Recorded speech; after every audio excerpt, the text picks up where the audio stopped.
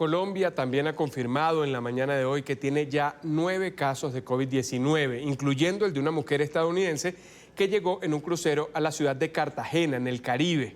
La compañía operadora del barco confirmó un total de 5 contagios. Esta persona y 4 miembros de la tripulación. Y como medida de prevención, el gobierno colombiano, presidido por Iván Duque, ha ordenado que quienes lleguen al país procedentes de China, de Italia, de Francia y de España entren en aislamiento preventivo. Asimismo, sugirió autoaislarse. Esto a quienes hayan estado en esos 4 países 14 días antes del anuncio que se ha hecho esta mañana.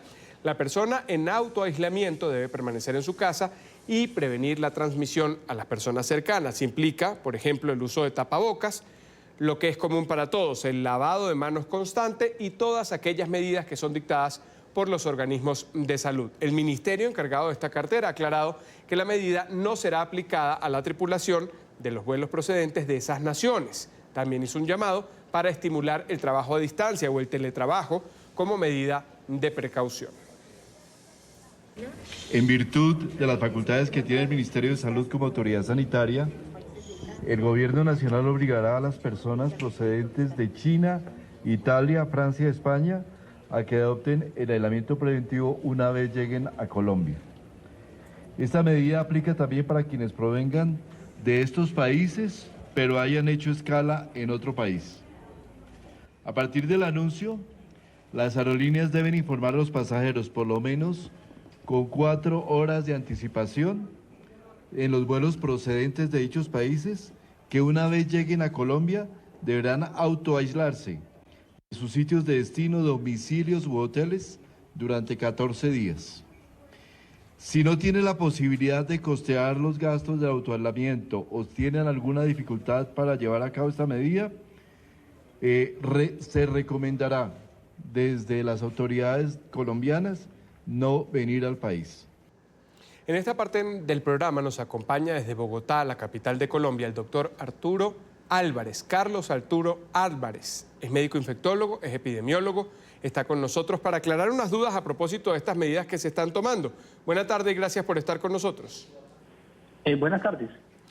¿Es posible el autoaislamiento, bajarse del avión cuando hay una situación como esta y tener la vigilancia suficiente para estas personas? Los vuelos Bogotá con destino a estos dos países de Europa e incluso a Asia es elevado, es muy constante, son muchas las personas que llegan. ¿Tiene la capacidad el Ministerio, la Secretaría, las autoridades de salud para atender a estas personas en cuanto a la vigilancia? Pues bueno, creo que es el reto que ha asumido Colombia, empezar a hacer en esta fase de contención, empezar a hacer un control más estricto a los posibles casos potenciales que puedan llegar. Ya lo estaba haciendo previamente con los casos que tenían síntomas, con unas declaraciones de enfermedad al ingreso al país. Ahora pues viene es que no solamente son las personas que están sintomáticas, sino todos, incluyendo los asintomáticos, en que empiecen a hacer el control sanitario. Es un tema que pues yo creo que poder decir si la ciudad tiene la capacidad, pues lo vamos a ver en los siguientes días rápidamente, si sí puede hacer un control con todo lo que los pasajeros que están llegando, básicamente sobre todo los que son extranjeros y que no tienen familia acá en Colombia, pues creo que va a ser un poco más difícil.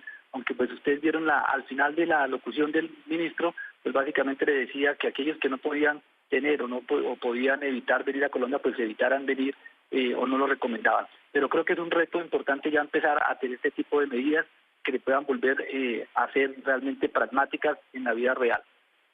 En estos casos, doctor, ¿no sería necesario hacer la prueba, sino simplemente pasar ese periodo de 14 o hasta 19 días de aislamiento y con eso sería suficiente? Claro, aquí vienen 2 puntos, porque las pruebas sí se le hacen a los que tienen síntomas.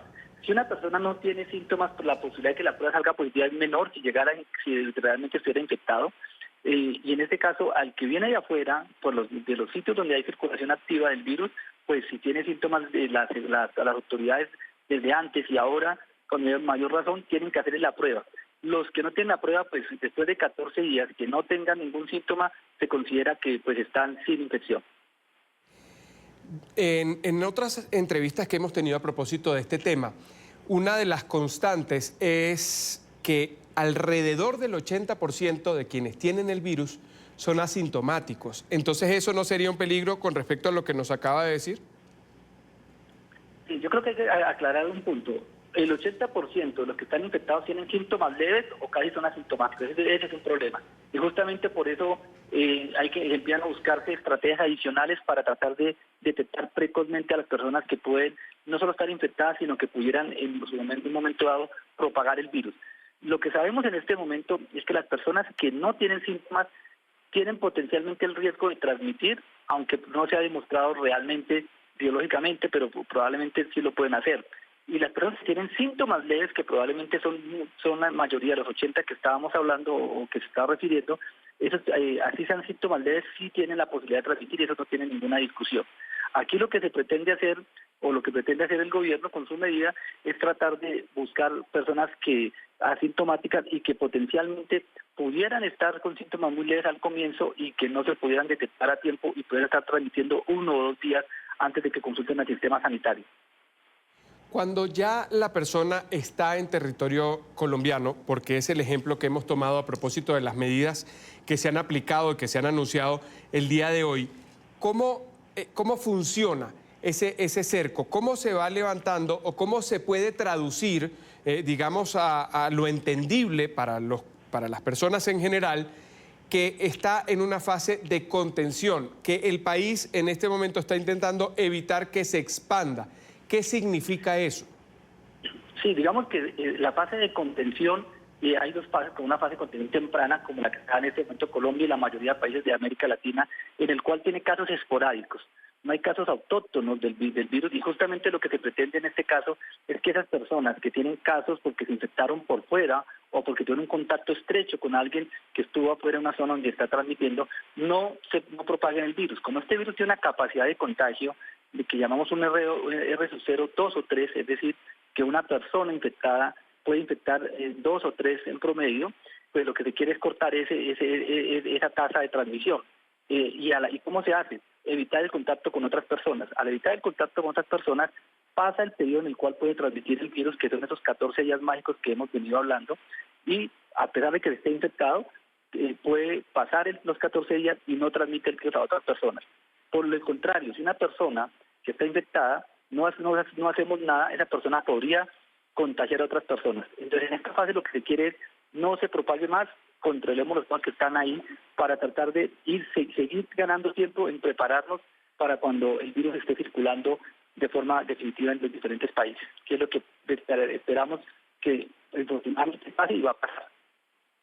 Doctor, hablando ahora del otro punto, ya la persona se contagió, ya la persona presentó los síntomas, se atendió, fue al médico y pasa a la etapa de recuperación, porque también hemos hablado de un índice muy bajo en la letalidad o el riesgo de muerte a propósito del coronavirus, que se asocia principalmente a personas mayores y que tengan una condición médica de salud, principalmente en vías respiratorias, anterior al contagio de esta. Se recuperan los pacientes. ¿Qué tiempo pasa para que puedan volver a sus actividades cotidianas, a que puedan seguir con su vida normalmente? Porque hablamos de casi la mitad. Se habla de los 119.000 contagiados, pero muchos ya recuperados e incluso dados de alta.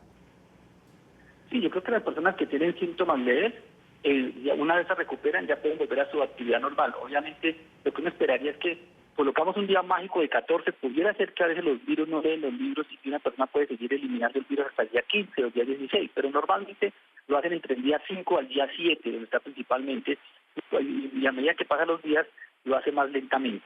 Entonces, después del día 14, pues la persona tuvo síntomas leves, pues básicamente podría empezar a recuperar sus actividades. Obviamente la recomendación es tratar de extremar cuidado en no tener contacto con menor número de personas por si llegara el hipotético caso que pudiera tener una posible transmisión después del día 14. Pero en realidad lo que pasaría es que la persona vuelve a las actividades normales y lo que esperamos que suceda es que ya queden protegidos de esta infección.